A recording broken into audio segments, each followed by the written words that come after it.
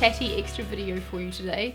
I wanted to take some time to sit down and tell you about VidCon in a bit more detail because I put the vlog up a couple of days ago to be linked up above and also in the description box if you haven't seen that yet. But it was such a crazy busy experience with so much going on that I felt like there wasn't time to show you things in more detail or tell you about my thoughts on things, I guess.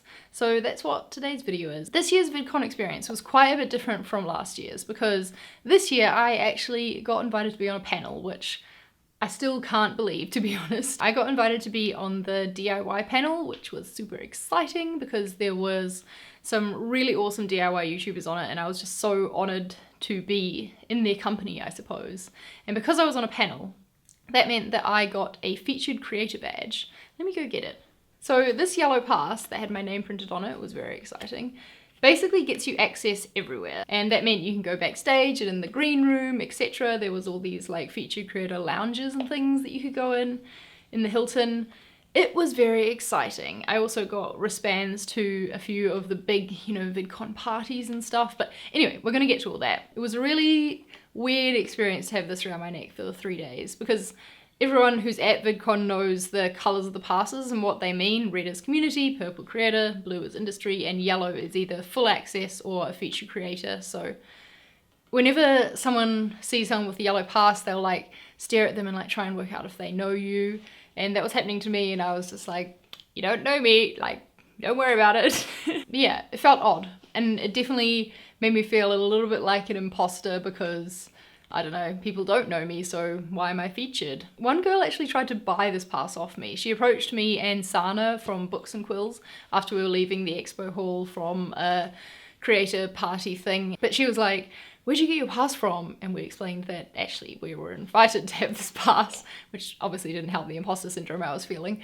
And then she asked if we were coming back tomorrow, and if not, could she buy our pass off us? I think at this VidCon there was a lot of, I don't know, people with community passes trying to get, like, desperate to get into the Hilton or into backstage or whatever. Because also I heard that people were making fake passes and fake room keys to get into the Hilton hotel because they'd locked it all down and you needed a yellow pass or a Hilton room key to be able to get into the Hilton area because that's where they put all the featured creators up. That's where VidCon got me a hotel room. So that's kind of crazy that people were actually trying to, fake their way in, that they were that desperate to meet creators in that way.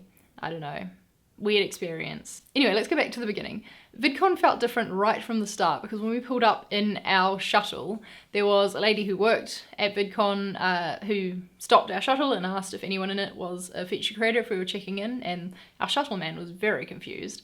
But yeah, we said I was. And then we got out of the shuttle and she escorted us like through a side door and then through the back, like through the kitchen area and up like a service elevator to get to the 4th floor to check in because obviously they don't want the big famous YouTubers going through reception with all the other people who are staying in the hotel. So that was weird from a start to be like whisked off like that, and a security man escorted us the whole way, which was very unnecessary, but I guess, I don't know, they didn't know who I was, so maybe I could have been important. I just realized, I hope this doesn't come across sounding like I'm bragging about any of this stuff. It's just, I don't know, I didn't know what to expect being a feature creator because I've obviously never done anything like this before, and I thought you'd be interested in hearing what it's like. I still don't think I really deserved to be there, but I'm lucky that I got to go, and so I just want to share as much of it with you as possible. I wanted to make the most of having this pass because I don't know if it's ever something that's going to happen again, so that's why I went along to some of the parties and things that I had wristbands for. My friends didn't, so I had to go along and make new friends and talk to new people, which was definitely good for me because I don't do that often enough. I was excited to go backstage and check out what that's all about and what's a green room and what goes on in there. I don't know, it seemed all so exotic. But what I've learned is that backstage isn't all that exciting. It's mostly just very dark and very quiet compared to the hustle and bustle of the VidCon expo floor or whatever itself, which is nice. It's nice to escape for a bit. And they had a cafe back there that I ate lunch at most days because VidCon gave me a card thing with money loaded on it to buy food at the event. So that was cool. There was funny things to get to the next level, you go down some stairs and then a golf cart drives you about 30 seconds along this hallway to a freight elevator, and that's how you get up to the 2nd floor. So that was quite a novelty. Not really necessary, but definitely fun to go in a golf cart. Last year in my VidCon thoughts video, I talked a lot about feeling like there wasn't enough for smaller creators. So there was the creator track, which was awesome, but I wished that there was more like networking opportunities for creators last year. This year they had a creator track party, which is awesome. And also I feel like it's down to your own mindset. So like this year I was much more open to approaching new people and I felt much more comfortable doing that. Perhaps because I'd been to VidCon before and I knew that it's a space where you feel like you can go up and talk to anyone, which is awesome because I don't feel like that in my everyday life. I don't feel like I could just approach a random stranger and have something to talk to them about. So yeah, I met loads of new people this year, which is really cool. Small creators like Twin Source and my friend Hannah Bowman, who we've been like friends online for a long time and finally got to meet up in real life. Rowan, who was another small feature creator. I hung out with her quite a bit because she is also from England.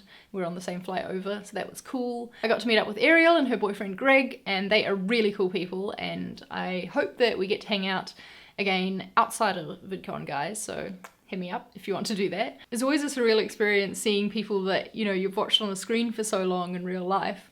Like the famous people as well, like there was lots of them that I just sort of walked past or was in the lift with, but I didn't go up and take photos with them or things like that. I did meet Casey Neistat and take a photo with him because fangirl, can't help it. I felt like because I had this yellow pass on me that people were more interested in talking to me. It might not actually be that, it might just be that I felt more confident in talking to them because, you know, we're both wearing yellow passes, we're like on the same playing field, even though like in YouTube terms we're like way apart. I've been talking for a long time and I haven't even talked about my panel yet. That was on the Saturday morning. I was very nervous for it. I walked over there just feeling so nervous and worried that I wasn't gonna fit in. I felt so out of place. I was like, really, should I be here? Like, am I gonna add anything to this panel? I don't know. But then I got to the green room and Travis, who is the content manager, I think is his title, maybe, for VidCon, was there. He's the one who like was in touch with me and invited me to come, and we had a Skype call before it, so it was nice to see like a friendly face, even though I'd only seen it before on Skype. But yeah, we had a chat and I went into the green room, and walking into like an unknown area for an introvert is really scary because I didn't want to just like hang out in the corner and let my nerves like manifest in themselves. But immediately in there I saw Lauren Fairweather, who was on my panel, so I just was like, right, and I went up to her and introduced myself. And she was talking to Estee and Aslan, who I absolutely love, and so I just got to join in on that conversation. We had a great talk, and that really calmed my nerves and made me feel welcome. It was nice to feel included in that way, and it made me much less nervous to go on my panel. It all sort of just happened from there. We talked for like half an hour and then someone came and was like, it's time for your panel, and took us down the room, and then we went up on the stage and there was a ton of people in the room. Apparently it was like a full house, they weren't letting any more people in. And if you want to watch the panel, then Karen Cabot's got it up on her channel. Again, that'll be linked so you can go check it out, the full thing, which is awesome that she filmed that, so thank you, Karen. They had a rule that the creators weren't allowed to hang around after panels this year. You had to go straight backstage because of a lot of the very scary incidents that have been happening in America recently. But after this panel, like immediately people came up to the stage and one girl asked to take a photo with me, and I was like, are you sure you mean me? She was like, yes, I really like your videos. And we took a photo together and I thought that was really cute, and I'm still surprised that it happened. I had a couple of other people come up to me throughout VidCon, which I was just really surprised about because I feel like my audience is still quite small by YouTube standards and they're very spread out across the world. So I just didn't expect anybody to actually recognize me, or if they did, feel the need to come up to me. So I really appreciate the people that I did. We had some really good conversations, which was my favorite part, actually getting, it's nice to get to know the people who watch your videos more and to hear about what they're doing in their life and what they're aiming for, and that was just really cool. I keep saying cool, but it was cool, and thank you for coming up and saying hi to me if you did. And I apologize that I look terrible in all the photos that I took with people. I realize that I'm not good at all at taking selfies or being in selfies. I hope I didn't disappoint the people that I met, because there is always a worry that maybe they're expecting something different from you, or maybe I don't come across in person like I do in my videos. I don't know. I mean, I feel like I'm being myself, but who knows? All in all, VidCon went by really fast. I didn't go to as many panels this year as I did last year, This year was definitely more focused on like the networking and meeting people than I was on learning things. But I'm a bit disappointed by that. I would have liked to go to more panels because last year was so valuable. I got so many awesome insights. But I've definitely come away with the same like level of inspiration and motivation as I did last year after VidCon. I've still got that rush despite not going to as many panels, so that's good. I would like my one request from VidCon would be to have the same amount of content but spread out over 4 days so that you could go to more stuff and there wouldn't be so many clashes of really awesome sounding things that you want to go to, because that happened a lot for me.